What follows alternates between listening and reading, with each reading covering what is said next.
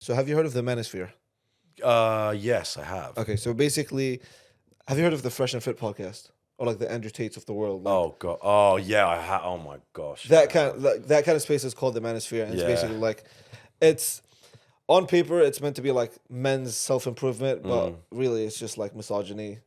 And I can't lie, I was kind of in that space for like a bit. It was kind of entertaining as a young guy coming up, and you're like, like my crush rejected me. Let me watch the Manosphere of these guys just dunking on these like brainless like crazy bimbos, and yeah, I think it's been rising. Obviously, I think it's risen a lot with Andrew Tate's popularity, Mm.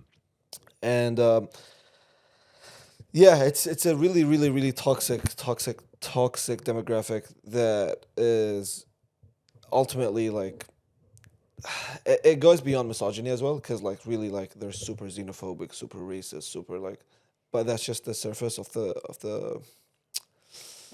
iceberg, of the tip Completely. of the iceberg. Can I say? Absolutely.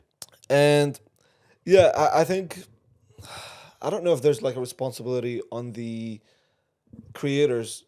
Like, how responsible are creators for their audiences? That's a that's an amazing question. I think just to go back on something you just said, I think you're so right as well. Is that it does go beyond the surface level stuff, and really, I would love to know.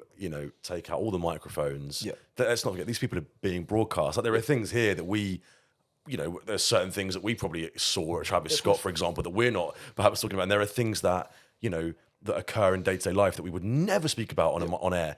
So if that's what they speak about when they're being recorded, yeah, what are their actual views and thoughts? And I think as well, just to hone in on Andrew Tate and your point about, for example, being rejected by a crush, yep, where you're at that point, you're rightly mentally deflated, yep, and someone comes along and picks you back up. It's also why Trump is appealing, because these people who vote for Trump, they couldn't tell you about his policies. They don't know anything. But he came along and said, hey, the life you're living, the working class post-industrial life where you've got no money, that shouldn't have happened to you. yep, Come on, let's I'm here for you. yeah, And he realized very cleverly that there's numbers, right? yes, That is where the numbers are at. yeah. And I think as well, sorry, I know I'm You rambling good? here, You good? to regroup with the Andrew Tate thing. I always think to myself, like, if they had the world in the way that they wanted it to be, what would it look like? And the one thing that just depresses me so much is that they always seem to talk about, especially when it comes to women, they talk about this idea of like obedience and a Yes. woman looking at you in a certain way.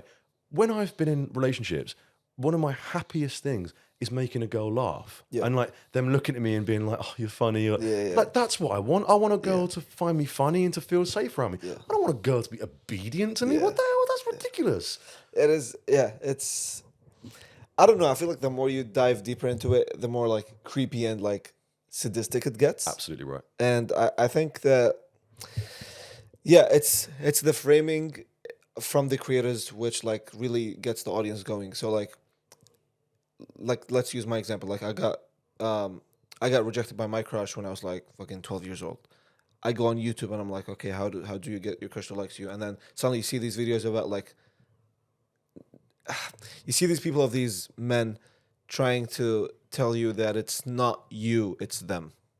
And it's just this like idea of like this I guess it's the lack of self-awareness. Like Completely. there's like it's titled as self-improvement, but whole time it's just like shitting on the other gender. Now, you've absolutely nailed it. They're pulling others down to bring yourself up. Yeah. And you're so right as well, because there's so much merit in self improvement.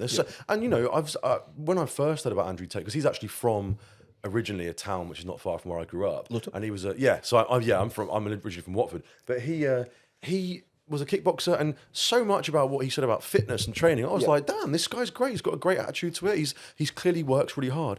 But actually, with your point about do you have a responsibility for your audience, he clearly realized that, hey, when I speak about fitness, it appeals to this, a small section. When I start speaking about misogyny and making people feel like, hey, it's not you, it's the other person, it's Yeah. that woman, it's that bitch, whatever, then suddenly the audience grows and grows and grows. So do creators have a responsibility for their audience?